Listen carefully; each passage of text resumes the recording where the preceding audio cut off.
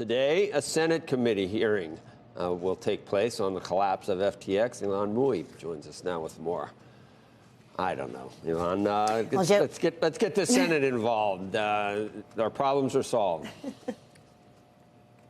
Well, at least they're going to take a look at the problems and see if there's a solution, Joe. Lawmakers are vowing to find out what happened inside FTX while severing their own ties to the company at the same time. Today, the Senate Agriculture Committee will hold the first hearing on the collapse of the exchange.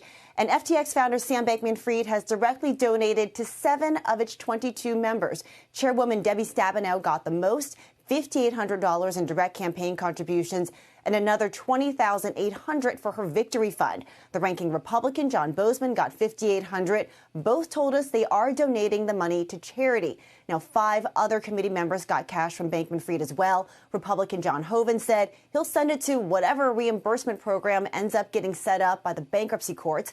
Democratic Senators Dick Durbin, Tina Smith, and Kirsten Gillibrand told us they also intend to give the money away to a nonprofit. But Democratic Senator Cory Booker has not responded to multiple emails and brushed off the question when we asked him about it in person.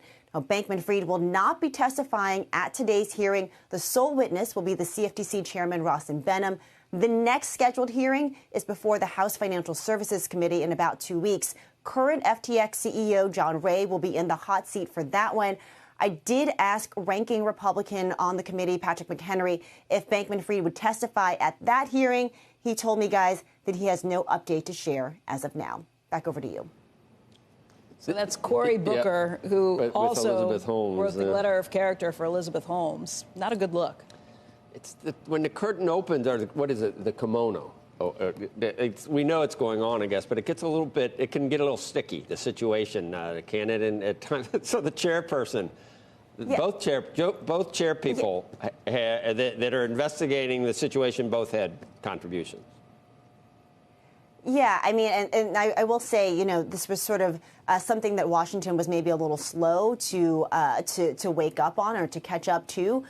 It took multiple emails and multiple times trying to ask these lawmakers what they plan to do with their donations. And there wasn't sort of this knee-jerk, the money is going back right away. It took some time for them to decide what they were going to do with the money. And I think that that is a testament, really, to the amount of legwork that Sam Bankman-Fried put into the relationships that he had here in Washington. I mean, the last time that we saw him on Capitol Hill, if not one of the last times, if not the last time, was before the Senate Agriculture Committee when he was testifying around the role of FTX in trying to be able to directly clear customer transactions. So, you know, he had kind of become the face of crypto on Capitol Hill, and now that has done a complete 180, and everyone's trying to get as far away from him as they can. But it did take a little bit of time for lawmakers to sort of work through that and work through their own relationships to FTX. I mean, K Street, we all know there's a K Street. We all know how things work, but it just always gets a little bit, I don't know. Why are we surprised whenever? I guess, Ilan, there's no stated quid pro quos, but people must expect something when they contribute, I guess. And what is it, a wink and a nod, I guess? And it's probably not a good way to run it. Well, this is the... Yeah, sure. Well, let's be clear. I mean, there are plenty of CEOs who donate to candidates on both sides of the aisle, and this is the hard spot for businesses, right? On the one hand, you want to make your voice heard in Washington. On the one hand, you know, you want legislation and policymakers to consider the implications on the industries that they're regulating, right? But on the other, when you have a stunning collapse like FTX, suddenly, you know, it seems like did the influence game go too far? And I think that's what folks are trying to suss out right now.